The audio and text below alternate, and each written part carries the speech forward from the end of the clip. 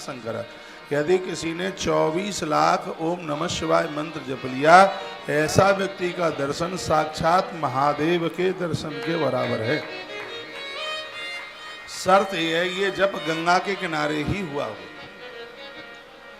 गंगा की माटी देह में लगाकर डुबकी लगा करके गीला वस्त्र पहन करके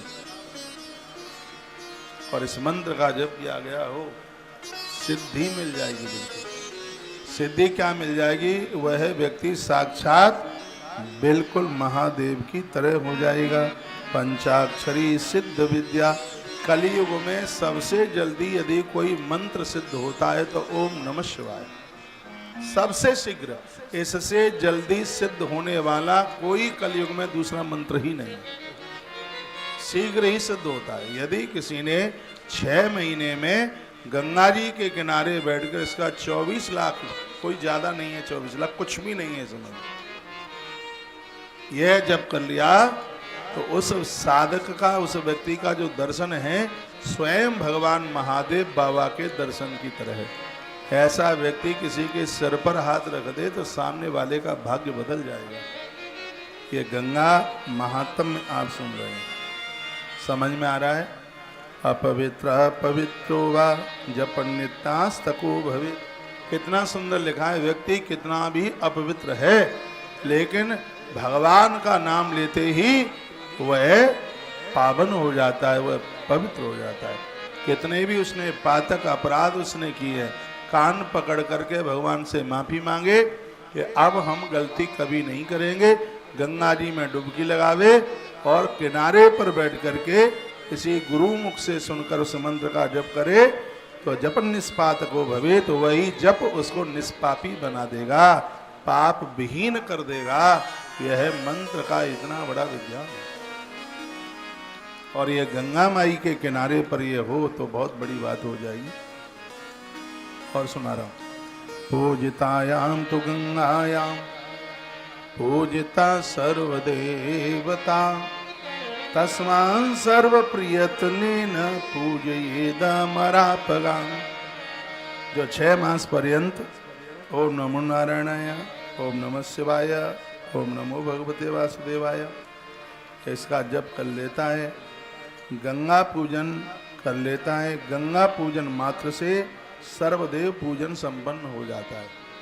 ऐसा बने कलश में गंगा जल डाल के गंगा जी का आह्वान किया जावे तो जितनी भी नदियां हैं, संपूर्ण नदी, जितने जलाशय हैं, सरोवर और जितने समुद्र सागर हैं, सबकी पूजा का फल तत्काल प्राप्त हो जाता है। इसलिए आचार्यों को चाहिए जब घट स्थापन करे तो उसमें गंगा जल जरूर डाले। एक एक करके तो सभी नदियां नहीं पूजी जा सकती, लेकिन यदि कलश में गंगा जल डालकर गंगा माई का आह्वान किया है तो इसमें वर्णन किया गया कि जितने सरोवर हैं, जितनी नदियां हैं, जलमयीम गंगा पूजन पुण्य भाग भवेत।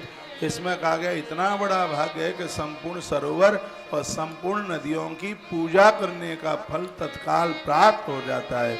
बोलिए गंगा मैया की जय हो। आज मैं ये सोच रहा था कि मैं आचार्य जी को कह दूं कि ये कथा पूरी कर देना, मैं थोड़ी गोवर्धन की तैयारी करा लूँगा, मैं कल सुबह निकला जाता हूँ। यहाँ आने से पहले मैंने ऐसी मीटिंग करी, मैंने उन्हें तैयार किया, लेकिन अब ये गंगा माई का महात्म्य सुनकर पढ़कर अब पूरा 7 तारीख तक यही रहूँगा, 7 को ही जाऊँगा। मैंने बृहद नारदी पुराण की कथा पहले सुनाई है, एक बार में पूरा पुराण कभी हो ही नहीं सकता। हो सकता है ये चैप्टर में 32 साल में पहली बार बोल रहा हूँ। बहुत अद्भुत है, जितने भी मुझे आप पूरा दुनिया में सुन पा रहे हैं, यदि इन श्लोकों के ऊपर आप विश्वास करते हैं तो आप भले ही एक रात्रि के लिए आए, सुखता लाएं। और हम यहाँ व्यवस्था करेंगे, कमरे लेंगे, हॉल लेंगे। पहले तो ऐसी कोई व्यवस्था नहीं थी आपको बुलाने की, हम तो यही कह रहे हैं अपने घर में ही बैठ कर के सुनो, जगह वगैरह नहीं है, जगह छोटी है, सबको बैठने को जगह नहीं मिल पाएगी, क्योंकि हम यहाँ अनुष्ठान के हिसाब से आए हैं, सबको बुलाने का ऐसा कोई मकसद नहीं था। लेकिन इन श्लोकों को सुन करके पढ़ करके बिल्कुल एकदम भाव बदल गया।